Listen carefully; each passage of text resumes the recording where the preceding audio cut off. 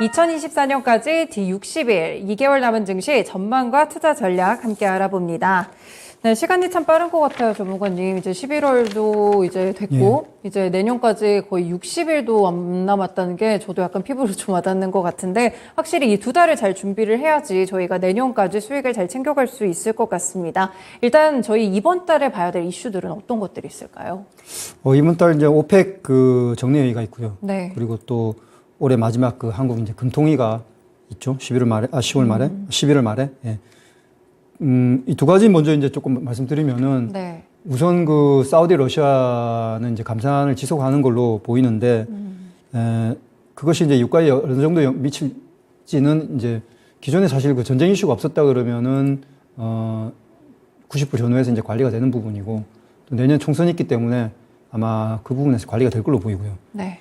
그리고 이제 올해 이제 금통위는 그 뭐 전에도 방송에서 한번 언급한 적이 있습니다. 우리나라 금통위는 실질적으로 이제 미국 추종할 거기 그렇죠. 보기 때문에 거의 동결로 보여지고요.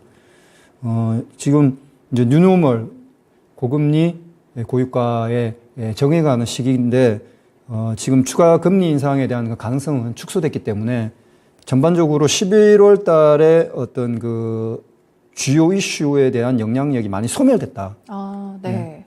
그 얘기는 우리가 예상하지 못한 아주 강력한 악재가 나오지 않고 우리가 기존에 알고 있던 악재의 연장선상에 있는 악재들은 오히려 이제 굿뉴스로 바뀔 거다. 그래서 기존 흐름에서 연장선상에 있는 뉴스가 나온다 그러면 주가는 오히려 반대로 상승하는 흐름을 보이는 그런 전반적인 그 시장의 흐름을 보고 있고요. 네. 또 하나는 미국 그 블랙 프라이데이가 그 10월 넷째 주 목요일마다 있죠. 그래서 미국 그 직접 소비, 그 민간 소비 쪽에서 내구재죠. 소형 전자기기 제품이라든지 뭐 미용기기라든지 또 우리나라 그 의류, 화장품 이런 쪽 종목들이 상대적으로 이제 그 바닥에서 이제 성장주들 그동안 많이 눌렸던 이런 그 반도체나 2차 전지 종목들이 올라가다가 11월 중반 정도부터는 또 반대로 블랙 프라이데이에 대한 관심이 오면서 이쪽으로 다시 넘어올 수 있거든요. 네. 예. 시속 게임 한번 지켜볼 필요가 있다. 말씀드리겠습니다. 네, 알겠습니다. 예. 그러면은 일단 11월에는 좀 9월, 10월 빠졌던 거를 되돌리는 현상들이 나올지 아니면 박스권에 갇혀 있을지도 궁금하고요. 저희가 좀 산타랠리를 기대해 볼 수가 있을까요, 전문가님? 일단 저 차트 보면서 전체적인 그 증시 흐름을 한번 네, 같이 보시죠. 네. 예, 지금 이제 올해 3분기까지 그러니까 이제 10월 달까지 지금 주가가 이렇게 빠졌던 부분에 대한 이슈는 제가 봤을 때 이제 공매도 쪽이 조금 하방 압력을 더 강하게 하는 그런 부분도 있었는데 네. 아시다시피 공매도는 이제 12월 전에 청산하거든요. 대부분. 그렇죠. 그렇기 때문에 주가지수 전체에 대한 어떤 밸류에이션 바닥이 나오고 미국에서 사실은 금리에 대한 최소한 그 인상 가능성이 떨어지는 금리 중립 상황이 됐을 때 이제 공매도도 바닥에 오는 거죠. 제가 봤을 때 오늘이 공매도 바닥인 것 같습니다. 그래서 네. 이제 공매도 청산이 거의 끝나고 이제는 거기에 있던 자금들이 매수로 돌아서는 그래서 이제 11월 달의 전반적인 주가 흐름은 좋을 것 같다. 좋을 네. 거고 근데 이제 그런 것들이 쭉 11월 끌고 가다가 또 12월쯤 와서는 조금 이제 조정을 받으면서 또 매물을 소화해가는 그러니까 이제 지금 보시게 되면은 2300에서 공매도 소화가 끝나고 11월 흐름은 2400을 뚫어주면서 상승 추세로 복귀하는 네. 예, 상승 추세로 다시 보시게 되면은 작년 4분기 때부터 올라왔던 이 흐름으로 다시 복귀하는 흐름으로 간다. 네. 그 다음에 바로 탄력적인 상승 흐름이 나오는 게 아니라 이제 12월 달에 여러 가지 그 대주주 같은 경우에 뭐 과세 관련된 세금 그렇죠. 관련된 이슈도 있고 또 여러 가지 그 기관의 어떤 그 포지션 정리라든지 이런 부분들을 거치면서 일정 부분 주가가 다시 리바운드 되는, 그러니까 그 눌림목을 갖는 그런 다음에 올라가게 됐을 경우에 내년 상반기부터 이제 좀 좋은 흐름이 쭉 이어진다. 제가 빠르게 봤을 때는 한 12월, 빠르면 12월 말부터 혹은 1분기부터 쭉 흐른다 그러면은 2700에 대한 도전이 다시 한번 나온다. 2700에 대한 도전이 다시 한번 나온다 보는데 이거를 뚫고 이렇게 3000까지 가는 그런 탄력적인 흐름 이거는 쉽지 않을 거다. 왜냐하면 그 부분이 사실 이제 우리 국내 증시가 해외 어떤 세계 시장의 성장률하고 조금 디커플링 됐지 않습니까? 네. 최근에 우리나라 GDP 성장률이 거의 이제 제로 수준으로 떨어진 그 1%는 사실 성장 안 하는 거거든요. 그리고 우리나라 잠재 성장률이 2% 중반인데 잠재 성장률 수준으로 회복할 때까지는 2700에 도전하는 정도에서 만족해야 되지 않을까. 전체적인 큰 흐름 저는 그렇게 보고 있고요. 네. 또 하나 이제 그 역발상 지표라고 해서 이제 그 미국 시장에서 매도에 관련된 그런 포지션을 분석하는 쪽에서 주식에 대한 권장 할당량 같은 게 있죠. 이제 주식 투자를 어느 정도로 하는 게 좋으냐. 그게 이제 50% 정도까지 줄이면 거의 네. 바닥권이라 보는 거거든요. 그러면 이제 매도 심리가 매도 공포가 이제 극대화됐다고 보통 그 이후에 한 20% 정도 주가 시장 전체 수익률이 나온다고 과거 사례가 분석돼 있기 때문에 그런 측면에서 보면은 지금 미국 시장은 어느 정도 이제 향후에 좋은 흐름을 보이는 쪽으로 중기적인 흐름 갈 것 같고 한국도 그 흐름을 전반적으로 추종하는 흐름이 나올 것 같다 그렇게 생각합니다. 그럼 투자자분들은 지금은 이제 다시 현금 비중을 좀 줄여가면서 이제는 저점이다 하면서 투자를 해가시는 게 더 좋은 방향이라고 보세요? 그렇죠. 지금은 2300에서 2700 사이에 기존에 있었던 상승 추세 흐름으로 이제 복귀할 거다라는 게 이제 제 생각이고요. 네. 복귀해서 여러분들이 뭐 성장주가 됐든 가치주가 됐든 나름의 어떤 그 양쪽의 그 바벨 포트폴리오를 잘 구성하셔서 갖고 가는 거는 2700을 도전하는 시기 정도까지 한번 노려보시는 그때 이제 그 섹터도 같이 말씀드릴까요, 그냥? 네, 섹터로 이제 전략도 같이 말씀 주시면 좋죠. 어떤 섹터를 보면 좋을까요? 우선은 이제 수출 주도형 성장주. 뭐 대표적인 게 2차 전지, 반도체, 헬스케어, 그다음 기계 쪽이죠. 전력기계하고 건설기계 쪽. 이 중에서도 이제 내년도 성장 대비해서 그 밸류에이션 지표, PER이라든지 이런 것들이 많이 내려와 있는 종목들 위주로 조금 보실 필요가 있고. 그리고 제가 아까 말씀드렸다시피 미국 블랙 프라이데이 시점 전후에서 좀 단기 탄력, 트레이딩으로 가져갈 수 있는, 노려볼 수 있는 종목들, 그런 그 뭐 소형 가전 쪽에 이제 부품으로 들어가는 종목들 있지 않습니까? 네. 스몰캡 쪽에서 그런 쪽 좀 보시고, 그리고 이제 의료나 화장품이 조정을 받다가 어느 정도 이제 그 전후에서 좀 바닥에서 단기 반등하는 모습, 맞아요. 예, 네. 그런 거 한번 노려보는 그런 전략이 필요할 것 같습니다. 그럼 좀 단기적으로 봤을 때는 저희가 밸류에이션 매력을 갖춘 수출 성장형 주도주들을 보고 단기적으로는 좀 소비적인 이벤트들이 몰려있는 뭐 블랙 프라이데이나 중국의 광군제를 노려보면서 좀 소비 쪽 내구재 섹터들 주목해보면 좋겠다. 이렇게 정리를 해보면 될까요? 예. 네, 알겠습니다. 그러면 섹터별로는 이렇게 두 가지 결을 갖고 장단기 투자 전략을 짜보시면 좋을 것 같다 이런 생각이 드는데 사실상 이제 종목별로 어떤 종목을 잡아야 될지가 참 많이 고민이 되실 것 같아요. 예. 이럴 때는 투자 종목을 잡을 때 차트상으로 어떻게 좀 분석을 하는 게 좋을까요, 전문가님? 제가 차트를 보면서 한번 말씀드릴게요. 네. 지금 하나 마이크론부터 한번 보겠습니다. 하나 마이크론.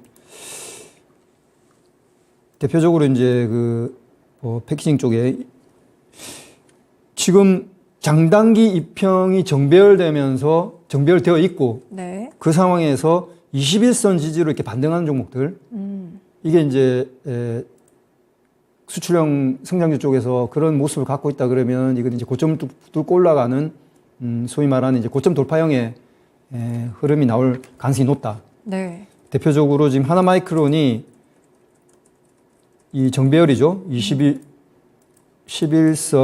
죄송합니다.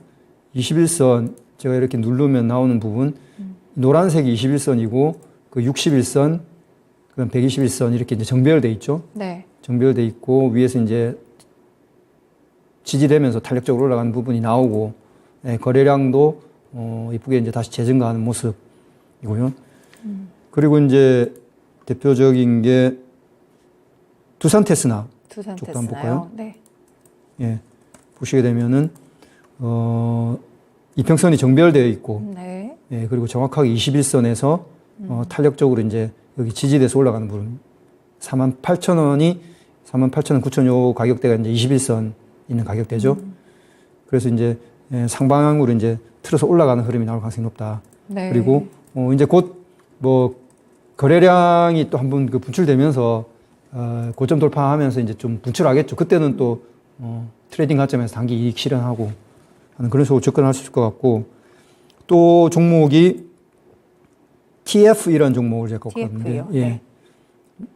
이것도 이제 정배열된 상태에서 21선을 지지로 해서 올라가는 흐름이고, 지금 9월 달부터 해가지고 여기 박스에서 물량 소화를 거쳤기 때문에 상단으로 뚫으면서 탄력적인 흐름 나올 가능성이 높다. 그리고 PSK 네. 같은 종목, 제가 요거는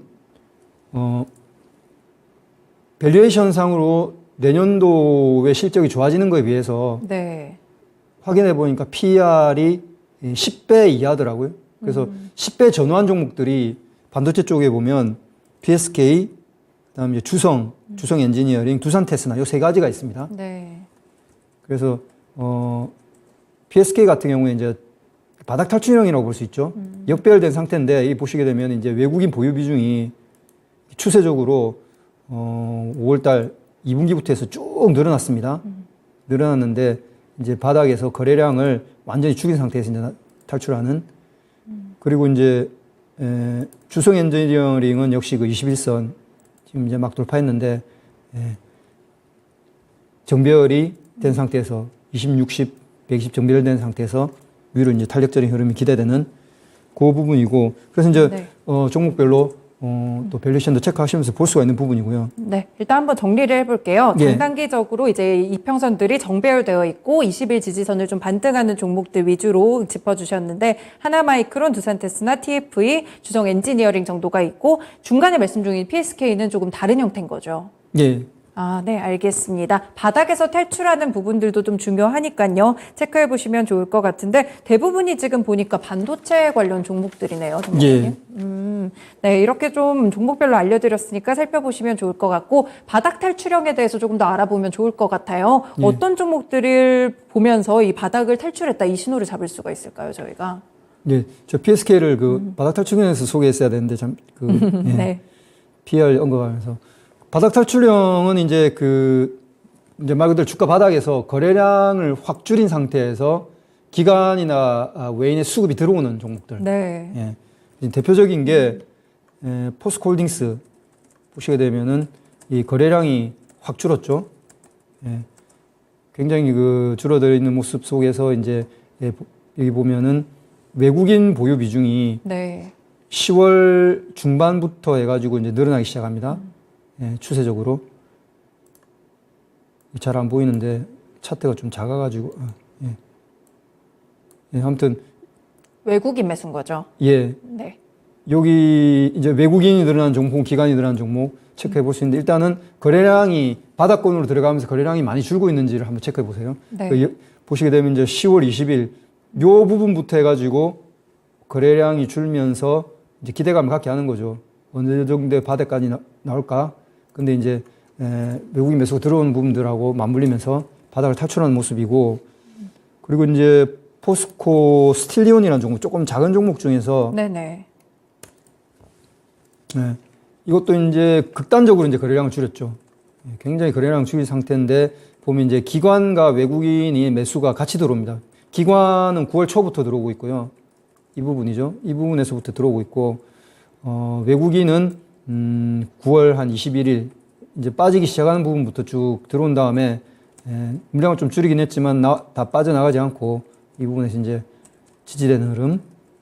그래서 이제 요런 식의 모양을 만들어 가면서 거래량을 줄이고 외인과 기관의 매수가 들어오는, 뭐 제가 앞에서도 언급했습니다만 에코프로비엠이 네. 대표적으로 거래량이 굉장히 많이 줄었어요. 평균 거래량 대비해서. 근데 보면은 기관이 7월 여기 고점 부분에서부터 이제 뭐 공매도 이슈도 있었지만은 이제 장기 투자에 그 관련된 그런 기관 펀드에서의 매수 물량은 꾸준히 이렇게 들어왔거든요. 네. 그죠? 상승 추세로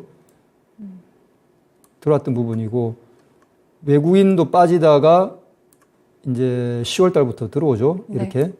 그래서 곧 바닥이 나오겠구나라는 어떤 그런 부분. 그러면서 이제 밸류에이션 상으로 20만 원 이하는 제가 봤을 때 실제 그 락 바텀 영역이라고 판단하는 부분이고. 네. 그래서 흐름이 나왔던 부분이고요.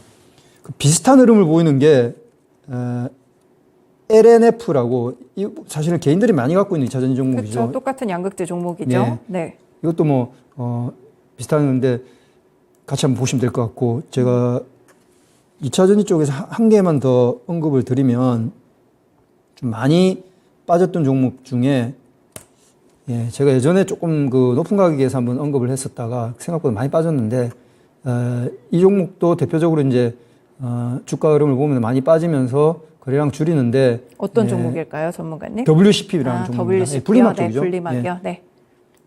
이 보면 이제 외국인들이 9월 초부터 해가지고 조금 매수세가 세게 들어온 부분입니다.